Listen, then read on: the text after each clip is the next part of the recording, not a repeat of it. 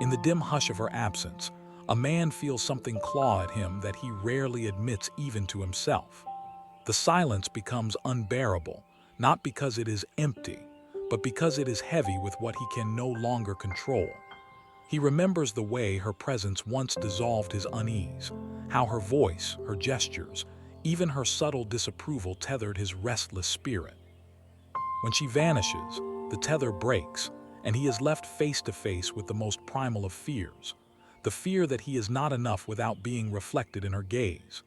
He scrolls through his phone late at night, searching for her name like a starving man scraping at crumbs.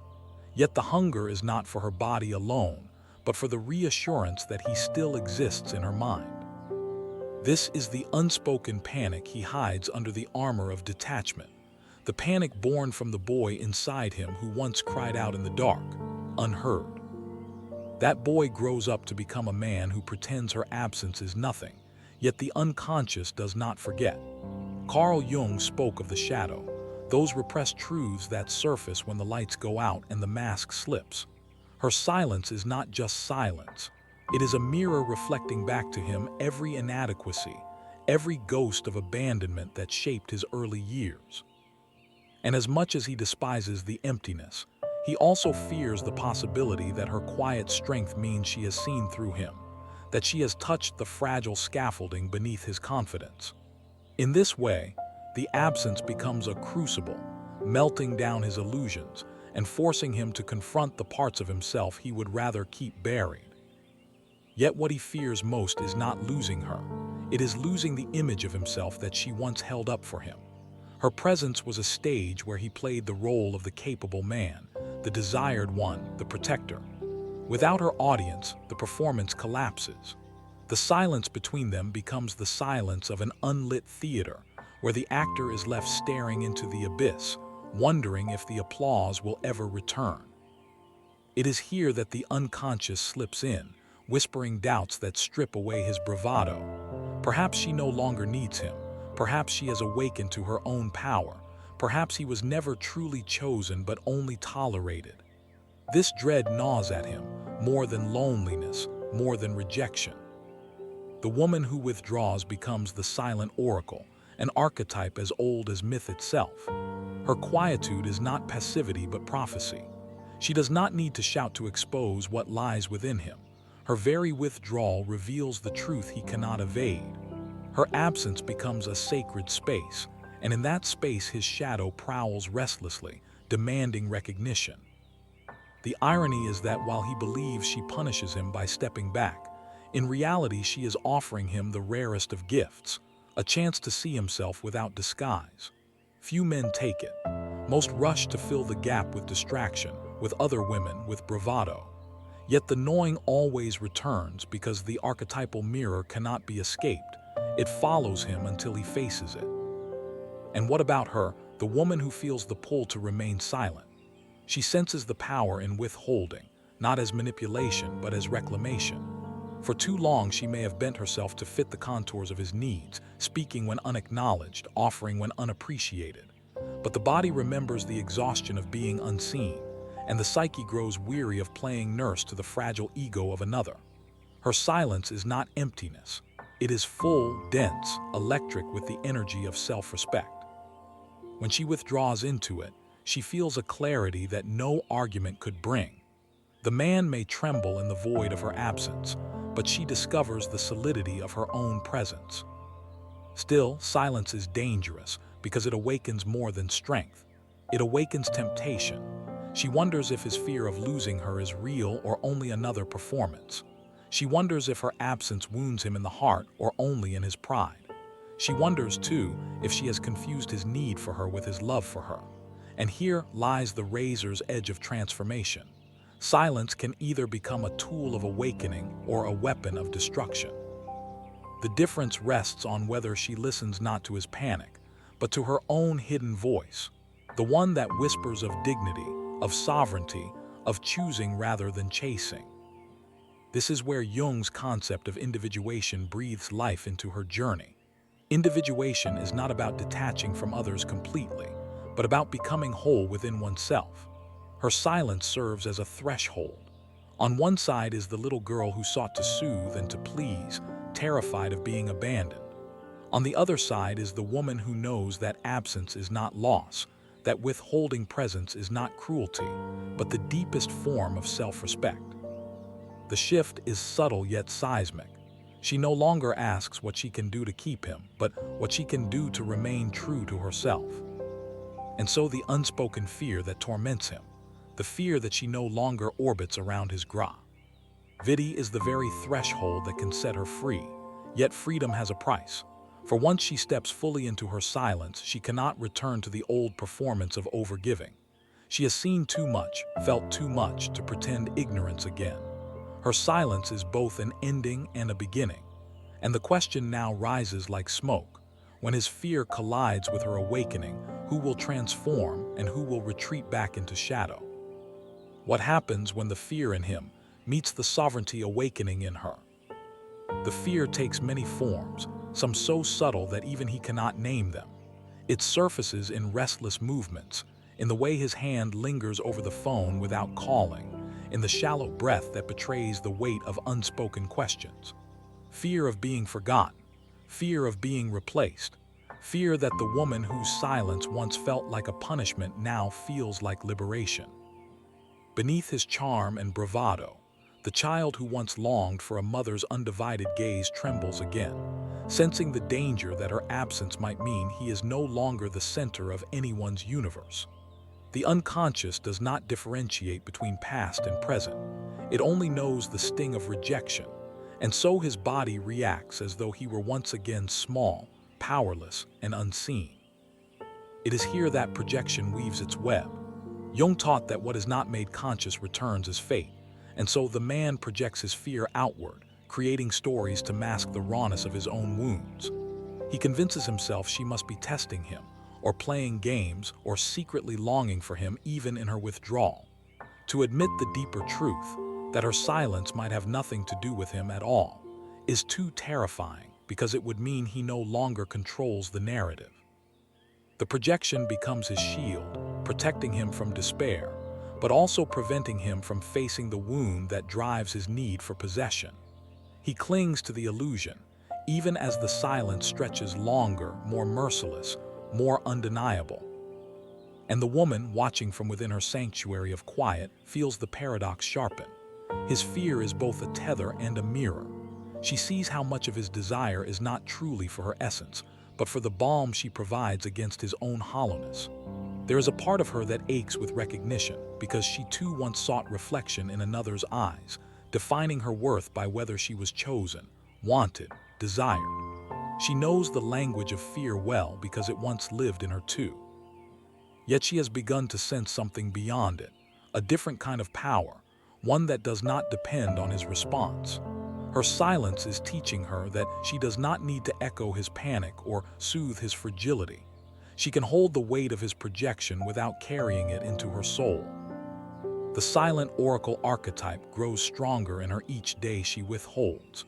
Like the ancient priestesses who spoke little but revealed much, she learns that her absence can be more revealing than her words. It exposes where his devotion ends and his dependency begins. It forces him into confrontation with his shadow, a place he may or may not have the courage to dwell. In this space, she sees clearly the truth that most women try to ignore. A man's fear of her absence is rarely about losing her as a person. It is about losing the part of himself he constructed through her presence. And here lies the crossroads, the moment of piercing clarity. If she bends now, rushing back to reassure him, she re-enters the old cycle. She becomes the caretaker once more, feeding his ego while starving her own spirit. If she remains silent, she risks him labeling her cold, distant, unloving. But she also preserves something more valuable, her sovereignty, her ability to define herself outside the gravitational pull of his fear. This is the quiet revolution many women never reach, the point where the choice is no longer about him at all, but about whether she will betray her own awakening for the comfort of another's illusion. Yet her silence is not invulnerable. Doubt seeps in during long nights. What if he interprets her absence as indifference, What if he turns to another who is more available, more giving, more eager to soothe? The temptation to break the silence rises like a tide, but each time she resists, she grows more intimate with herself. She realizes that the true fear is not his, it is hers. The fear of being unloved if she refuses to diminish herself. The fear of being abandoned if she does not overgive. The fear of being too much or too little, depending on who is watching. And in this realization, the mirror turns. His fear may have been the catalyst, but her silence is now showing her the deeper truth of her own shadow. The archetypal dance intensifies. He circles, restless, oscillating between anger and longing. She holds, steady yet trembling, pulled between compassion and self-preservation. This tension is the fire of individuation, the place where both must confront their shadows or remain TR.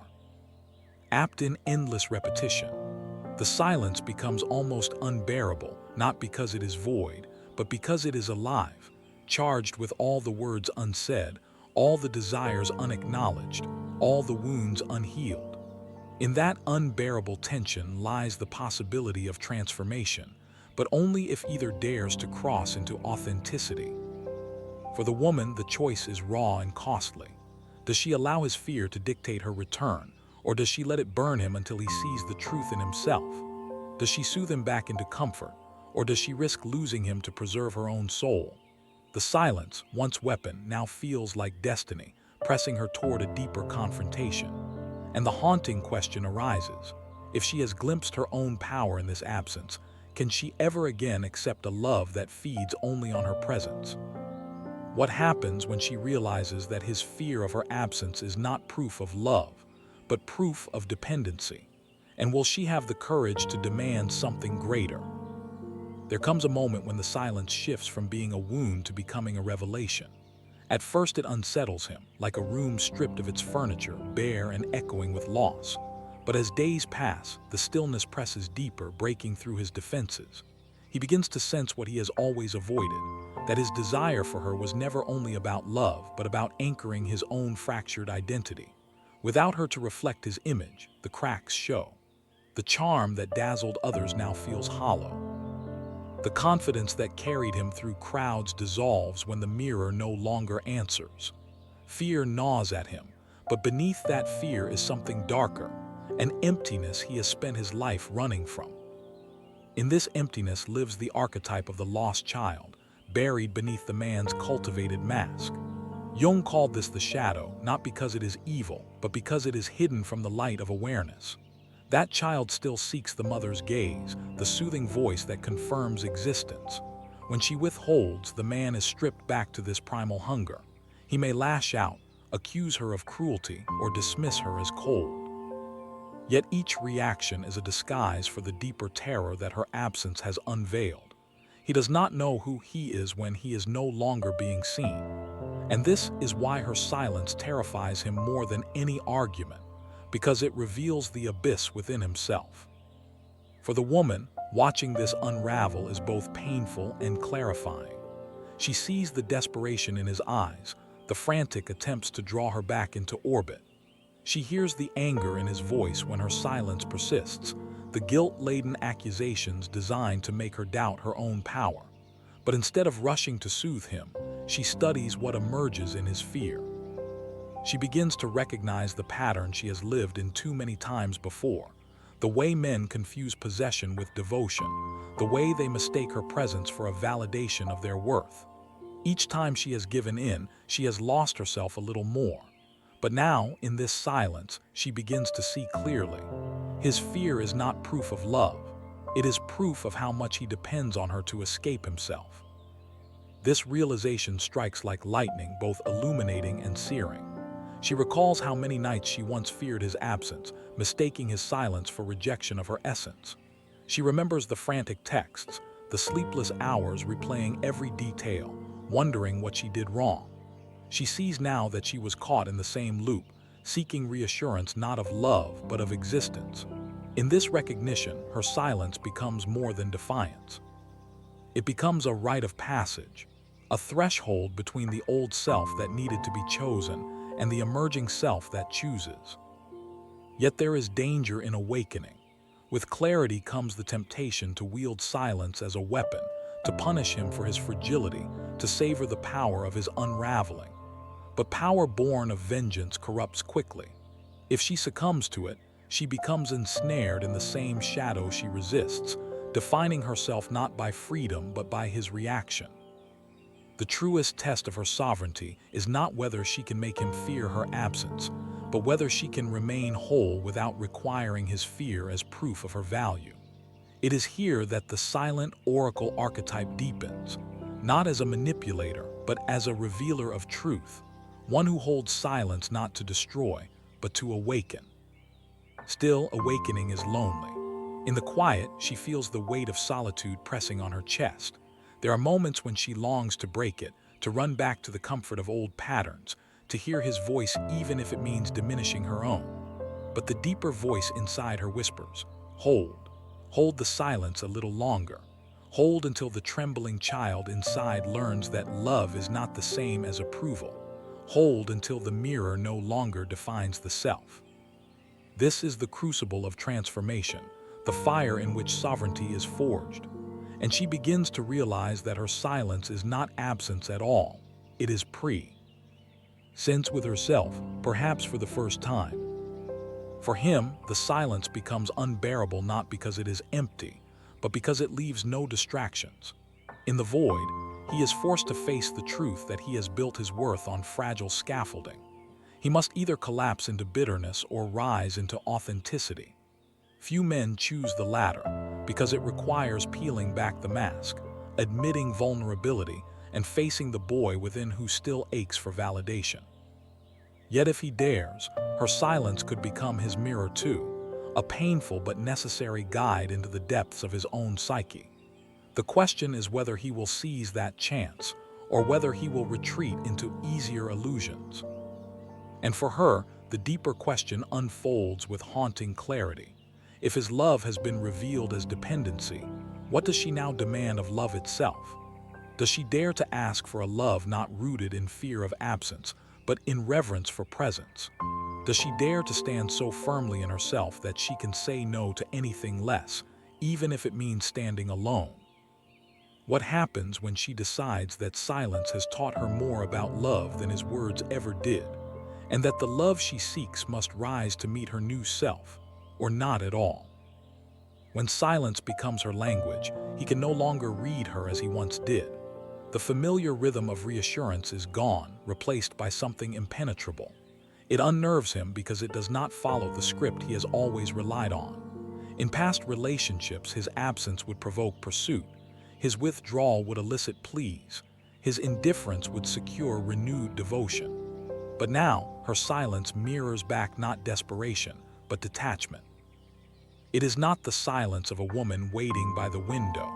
It is the silence of a woman who has already stepped into another room, perhaps another life. This dissonance rattles him because it reveals a truth he has always feared, that the woman who does not need him is the one he cannot control. Control lies at the heart of his fear, though he would rarely name it that way. To admit his desire for control would threaten the image of himself as generous, protective, or loving. Yet the unconscious knows. He has always felt safest when her world bent around his moods, when her responses affirmed his importance. Her laughter, her tears, her questions, they were all proof that he mattered. Without them, he is left with the uncomfortable possibility that his importance was never as grand as he believed. The archetypal wound of insignificance flares up, and the silence becomes a spotlight on his fragility. This is why he may rage, why he may accuse her of cruelty, why he may desperately try to provoke her into speaking again.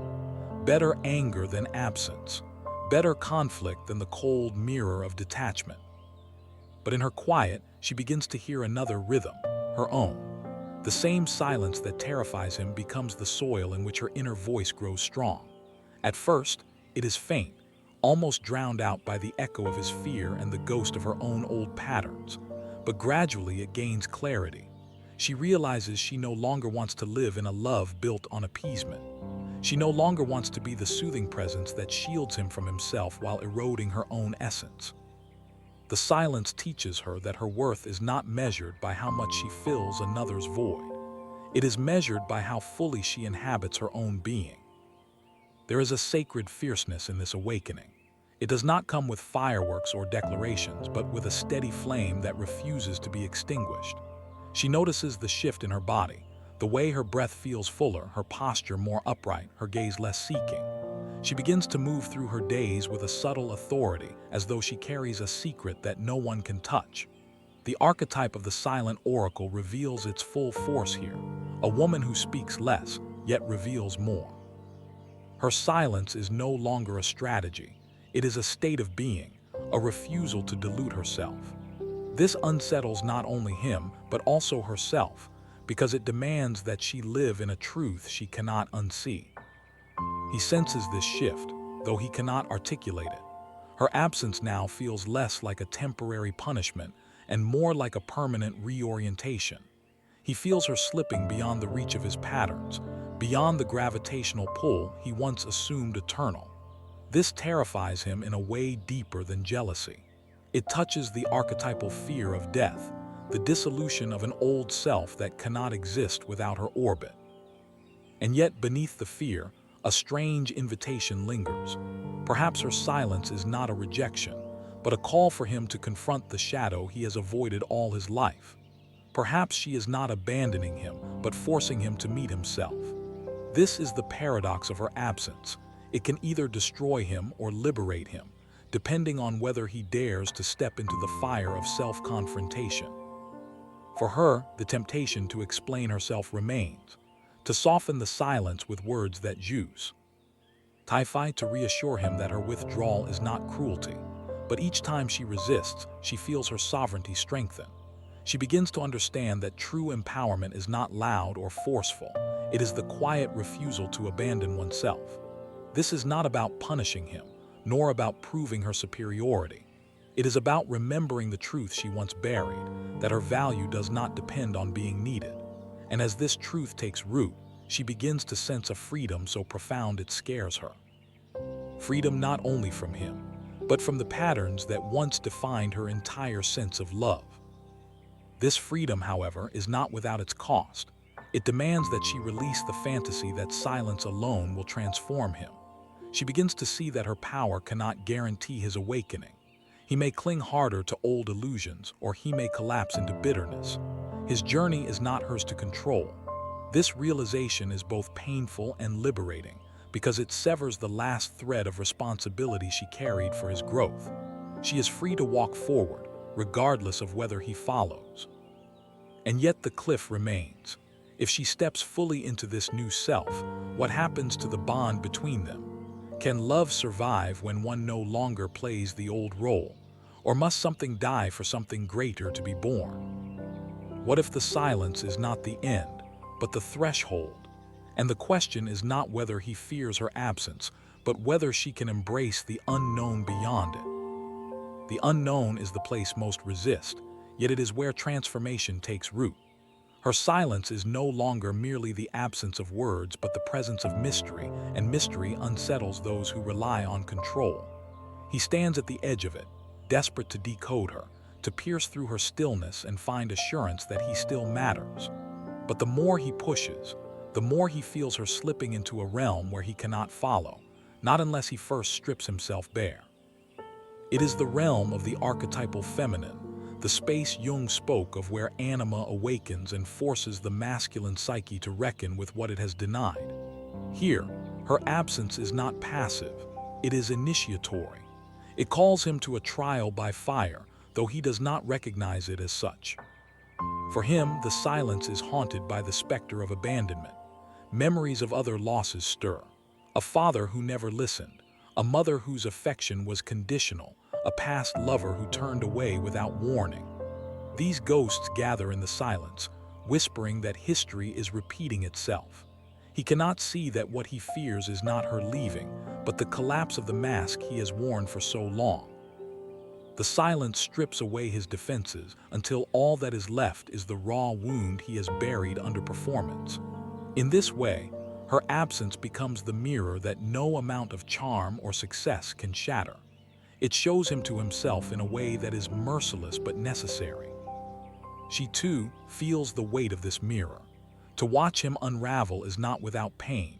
She knows the boy inside him is not his fault. She knows the shadow was formed long before she arrived. And yet, compassion must not seduce her back into the role of savior. That role is the graveyard of her authenticity, the place where she has sacrificed her essence again and again for the comfort of others. Her silence is her refusal to repeat the pattern. It is her way of saying, "The wound is yours to heal, not mine to carry." This truth sharpens like a blade, both freeing and brutal, because to honor it means accepting that he may never rise to meet her. The silent oracle archetype deepens here. She becomes a figure both feared and revered because her quiet forces confrontation. In myths, oracles rarely offered comfort. They revealed truths that unsettled, that demanded change, that stripped illusions. So too does her absence reveal the stark reality that love cannot be sustained on dependency. She becomes the living embodiment of that truth, even if it means bearing the loneliness of standing apart. For the first time, she is no longer asking, "Will he choose me?" She is asking, "Do I choose myself?" The shift is radical, for it uproots centuries of conditioning that taught women their worth lies in being chosen. He senses this shift and reacts with volatility. One moment he pleads, the next he lashes out. Then comes the performance of indifference as though her absence means nothing. But underneath, the fear gnaws. It is not her silence that torments him, but the realization that he cannot escape what it reveals. His dependence, his fragility, his unfinished self. If he is brave, he could enter the silence himself, face the abyss within, and begin the journey Jung called individuation. But bravery is rare, and shadows are seductive in their familiarity. The easier path is to seek distraction, to find another reflection, another woman willing to soothe. Yet even then, the silence follows, like a ghost. No matter how many voices he surrounds himself with, the echo of her absence lingers, because it was never about her alone. It was about the truth she revealed. For her, the silence transforms from shield to sanctuary. It is not just about him anymore. It is about her own reckoning. In the quiet, she meets her own shadow, the fear of being unloved if she refuses to give, the terror of standing alone without being mirrored. These fears rise, but she does not run. She breathes through them, and slowly they lose their power. She realizes that love built on fear is not love at all, but a bargain, and she is no longer willing to bargain away her essence. Each day she holds the silence, she grows more rooted in herself, more aligned with the archetype that does not chase but chooses. Yet even in her strength, a question lingers, heavy and unavoidable. If she refuses to step back into the old dance, what kind of love remains possible? Can there be a union where fear does not dictate, where silence is not a weapon but a sanctuary for two souls to meet whole? Or is she destined to walk forward alone, carrying her sovereignty into a world that may not yet know how to receive it? What if the very silence that revealed his fear is also the key that will decide whether love can be reborn, or whether it must end for her to finally be free? Silence has now become a threshold neither of them can ignore. For him, it feels like a closing door, a weight pressing on his chest that no distraction can lift. He wakes in the night and feels the absence beside him more vividly than her presence ever felt when she was near. It unsettles him to realize that her quiet has more power over him than her words ever did.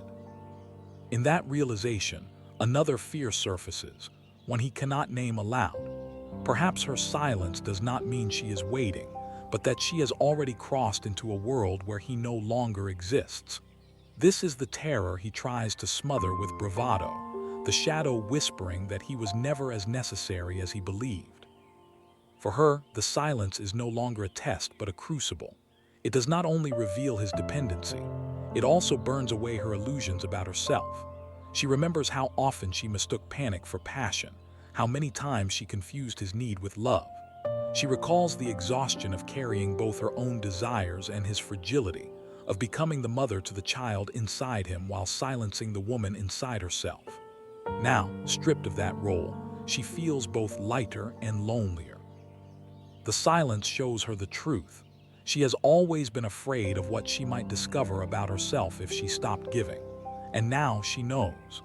Beneath the caretaker, beneath the pleaser, lives a woman who does not need permission to exist. Jung wrote that what we resist persists, and the man resists the void with all his might.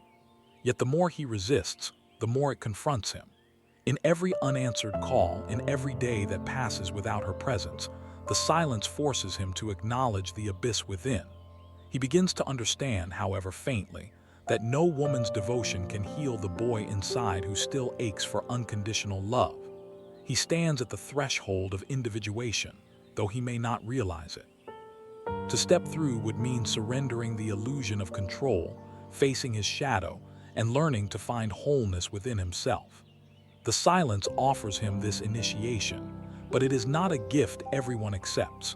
Many turn away, preferring the comfort of distraction to the terror of self-confrontation. She watches this unfold, her heart torn between compassion and resolve.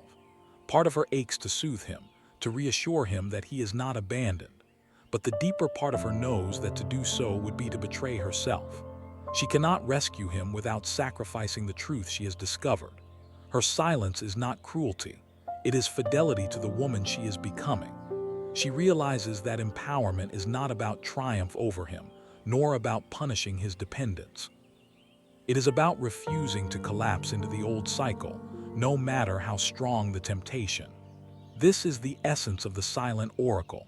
Her gift is revelation, not comfort. She reveals, through absence, the truths both must face if they are ever to be whole. The more she embodies this archetype, the more she feels a new kind of power stirring within her. It is not loud or dramatic. It does not demand or beg. It is the quiet certainty of someone who knows she can survive without being mirrored in another's eyes. This power frightens him because it is untouchable. He cannot manipulate it, cannot charm it, cannot provoke it into reaction. It exists independent of his grasp, and that independence is what terrifies him most. For the first time, he must confront the possibility that she does not need him, not as protector, not as anchor, not even as lover. Her silence says what words never could: I am whole with or without you. But silence also raises questions she cannot yet answer. Can love exist without need? Can intimacy flourish without dependency? Or is the very bond between man and woman woven from the threads of mutual fear and longing? If she refuses to play the role he demands, will there be anything left between them but distance? And yet, is distance worse than the slow suffocation of her soul within a love built on fear? These questions haunt her as the silence deepens, shaping her into someone both stronger and more uncertain. The red thread first glimpsed in her absence now glows brighter. A forgotten key lies in her hand, though she has not yet turned it. It is the key to a different kind of love, one not built on fear of abandonment but on recognition of wholeness. The key terrifies her, because to use it means leaving behind everything familiar, every pattern that once defined love. But it also beckons her with promise, the promise of a union where silence is not absence but presence, not punishment but sanctuary. The choice will not be easy, and it cannot be delayed forever. What if the silence has not been about him at all, but about preparing her to unlock a door she has always been too afraid to open? And what will she find when she finally dares to turn the key? The key trembles in her hand, though no one can see it. Outwardly, she appears composed, untouchable, a figure wrapped in silence that unsettles those who expect a woman to explain, to reassure, to bend. But inwardly, she feels the magnitude of what is unfolding. This silence has not only revealed him, it has revealed her. She has always feared her own power, feared what might happen if she stopped softening her voice, stopped cushioning her truth, stopped apologizing for the weight of her presence. Now, holding the invisible key, she knows the door before her is not about him at all.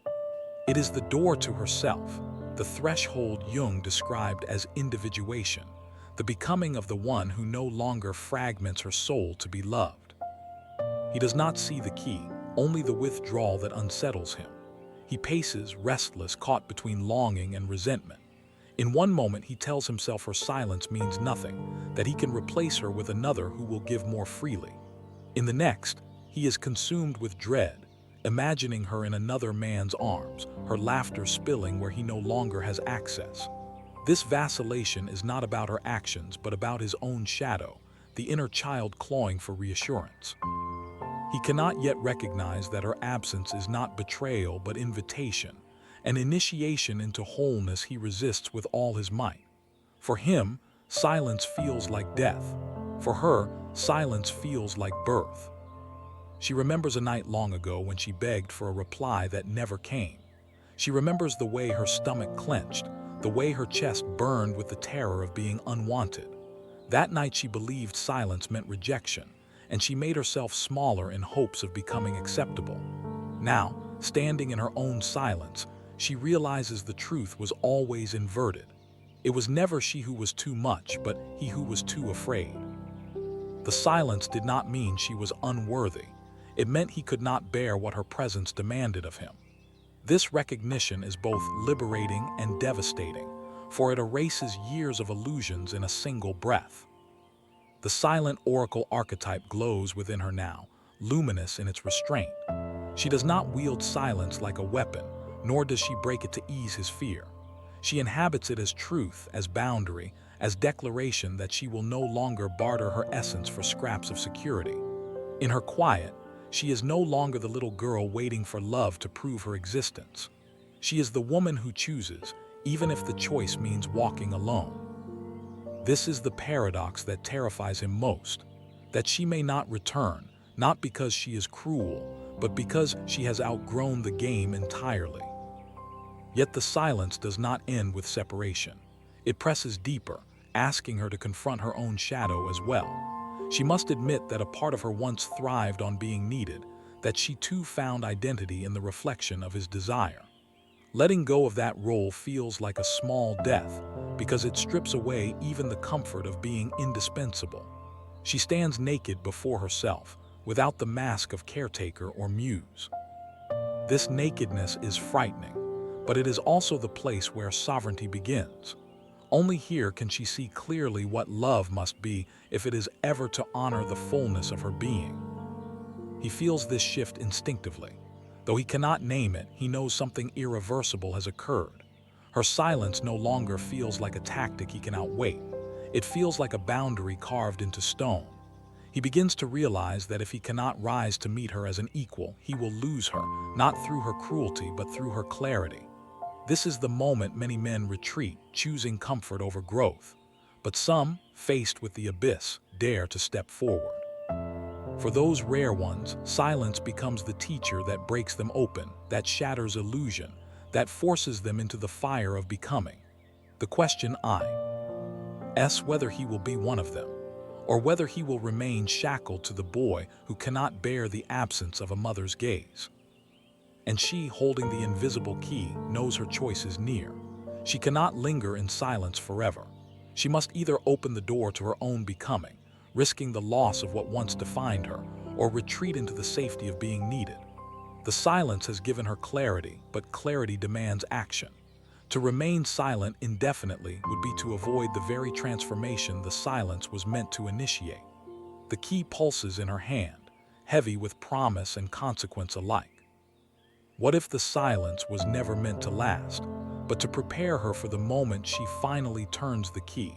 And is she ready to face what waits on the other side? The moment before the key turns is often the most terrifying. She stands at the threshold, suspended between two worlds, the familiar past where her worth was tethered to his gaze, and the unknown future where her essence belongs wholly to herself. The silence has carved a canyon between them, and in that canyon echoes every doubt she has ever carried. What if stepping forward means losing him forever? What if sovereignty comes at the price of love? These questions haunt her like shadows on the wall, but beneath them lies another question, sharper, clearer, impossible to ignore. What is the price of not turning the key? For him, the silence has stretched into something unbearable. It is no longer just her absence, but the reflection of every wound he has denied. He remembers the hollow nights of childhood, the way love felt conditional, the way his own tears seemed to dissolve into air. Her quiet reawakens all of it. He tries to drown it in distractions, in work, in fleeting connections, but the truth follows him like a ghost. He cannot escape the feeling that her silence has stripped him naked before himself. And so his greatest fear takes shape. Not that she will leave, but that she will remain gone even if she stands in front of him. Because the woman she is becoming is no longer the woman who soothed his wounds without question. She feels this too. She knows that even if she returned, something essential has shifted. The old dance is broken. She can no longer silence her own voice just to keep the peace. She can no longer pour herself empty to fill his abyss. She has tasted what it feels like to belong to herself, and once tasted, it cannot be forgotten. The silence has awakened her to a truth deeper than love, deeper than loss, the truth of her own presence. And in that presence lies a freedom so vast it makes her tremble. The silent oracle archetype has now completed its circle. Once her silence was a mirror of his fear. Then it became the crucible of her awakening. Now it is prophecy. It speaks without words. The woman who knows her worth does not chase, does not plead, does not shrink. She chooses. She waits not for permission, but for resonance. She understands that love worthy of her cannot be built on fear of absence, but must be born from reverence for presence. This is the threshold the key unlocks, and the reason it feels both terrifying and holy. He senses the prophecy even if he cannot name it. He feels her slipping into a realm where his old strategies no longer reach.